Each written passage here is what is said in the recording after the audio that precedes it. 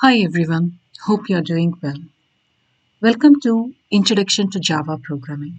In the last video, we saw what is Java and how to code our first program. In this video, we are going to go over what variables are and the different primitive data types used in Java. What is a variable? Computer programming languages are mainly used to process data and perform operations based on the data whenever we build the project. These data have to be stored in memory to use them. Variables are memory locations which are reserved to store values. It is a placeholder to store values. Variables in Java are strongly typed, thus they all must have a data type declared with their identifier. In this video, we will go over the rules of naming a variable, primitive data types, declaring and initializing and assigning a variable.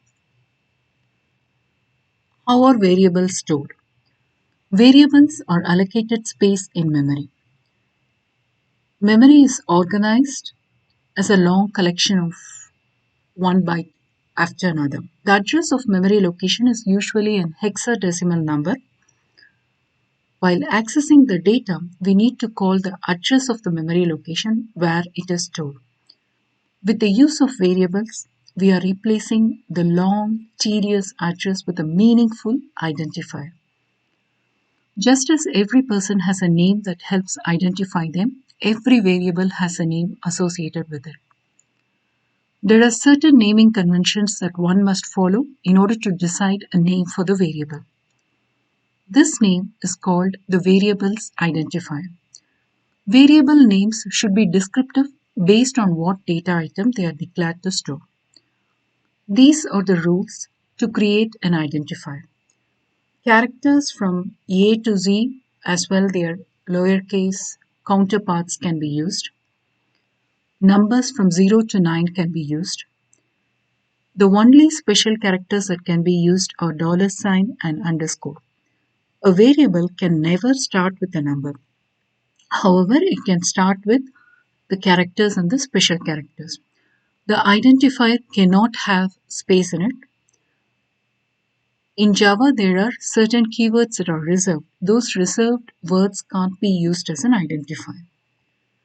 So these are the list of Java keywords that cannot be used as an identifier. Now, let's see what is a size of a variable. So the number of locations occupied by a given variable, it gives a size of the variable in memory. For example, a shorter piece of text like hi occupies less memory than a longer one like how are you. Java programs have different data types that define the space that a variable takes. The smallest space that a variable can take is a data type called byte that takes 1 byte. In Java, there are two data types, primitive and reference. In this video, we will see primitive data types. We will cover reference in future videos. Now, these are the numeric data types. Integer. An integer is a whole number. It does not have decimal places. Examples of integer could be if you want to save age, you can save it as an integer. If you want to save the number of students in a class, that can be saved as an integer. So all those values that doesn't have decimal places can be saved as an integer. Within integer, there are different data types based on the space they take within memory. This type include byte, short, int, long. Byte is of size 8-bit. It's an 8-bit integer. It ranges from minus 128 to 127. Int is of 32-bit, short is 16-bit, long is 64-bit, and their range varies depending on the size. Data types in Java are all signed. This means that they can store positive as well as negative values of integer. Next, we have floating point. This data type stores numbers that include a decimal point. So hence, they can store values like radius or cost of a product, which all has a decimal point, they can be stored in float or double. So the floating point has two data types, float and double. So keep in mind that floating points will only store an approximation of the decimal value and not the exact value. So these two data types, the primary difference between float and double is that double is able to store more places after the decimal point more accurately than float. The float data type is fine for most applications, but scientific applications that deal with really small values or really large values, they go with double. So when we assign a value to float, we must add an f at the end of the number. By default, all decimal is considered double, so we need to assign f. Now, let's see the next data type, character data type, char data type. It's a 16-bit Unicode character that contains either a single digit or a character. A character literal is always enclosed in single quotation mark. So next we have the Boolean data type. This data type refers to only two values, true and false, true or false. So by default, the Boolean value is false. Now let's um, let's go over examples in Eclipse. So here, let's see our first example. We are going to see how to declare, how to initialize, and how to assign the variable. So here, for declaring a variable, we need a variable type and a variable identifier. So int is a variable type and age is the variable identifier. So this is how you declare a variable. And now we are assigning the variable with a value. So age equal to 13. So we are assigning the variable. Here we have declared as well as assigned. So this is initializing the variable with the value and declaring at the same line. And we can also do multiple declaration and group initialization. So this is the group initialization. So here we have int age of adult and height. So now we are going to display this in the console. So we can run this and we have age is 13, salary whatever we have assigned, and age of an adult and height. So what integer values that we have assigned, it is displayed here. Now similarly we can see an example of float. So whenever we declare and assign a float, it should be followed by f. So if you don't have f, then we will have the error which says that we cannot convert double to float because by default all decimal values are assigned as or considered as double. So if we want to store it in float, we have to have f. So if we run this, the float variable is displayed here. We can look at the example for double.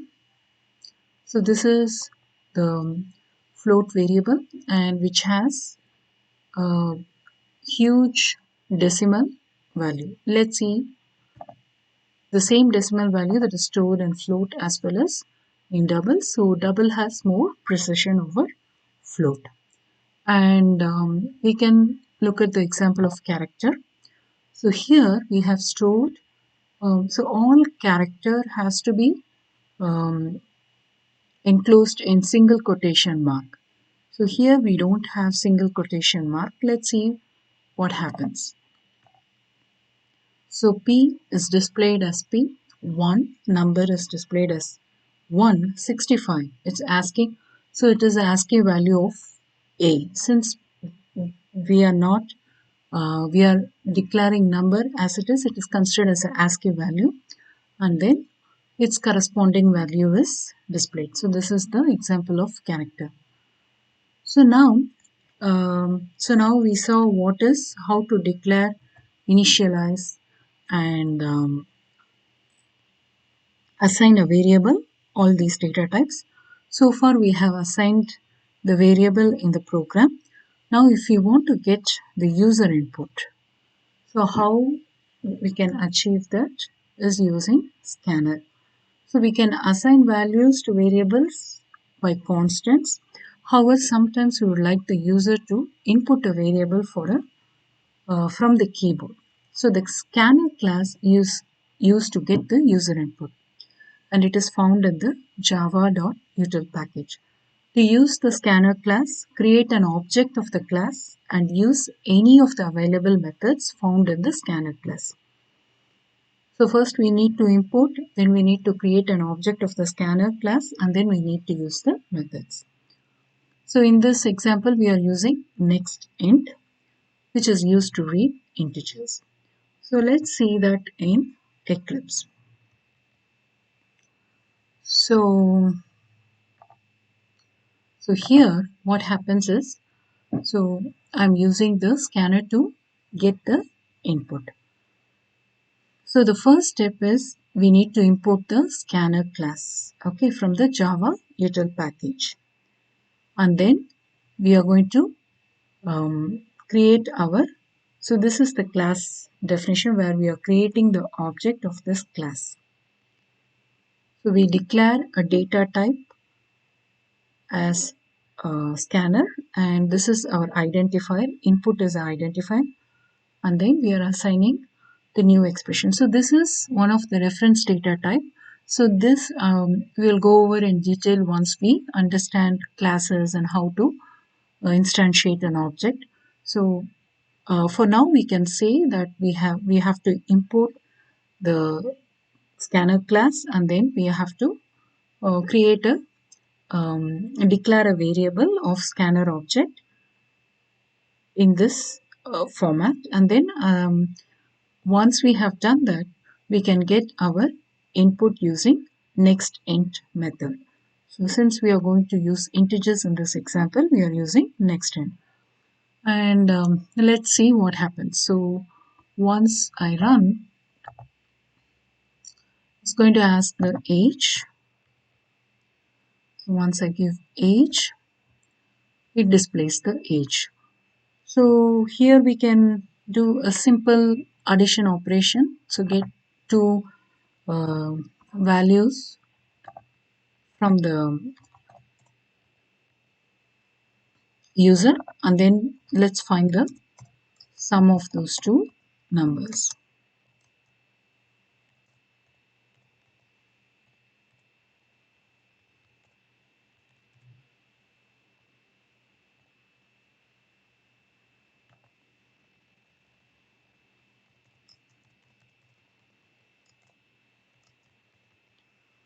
So here we are going to add these two numbers using the plus operator. We will look into the arithmetic operators and the loop structures in the control structures in the future videos. So plus is just used to add these two integers.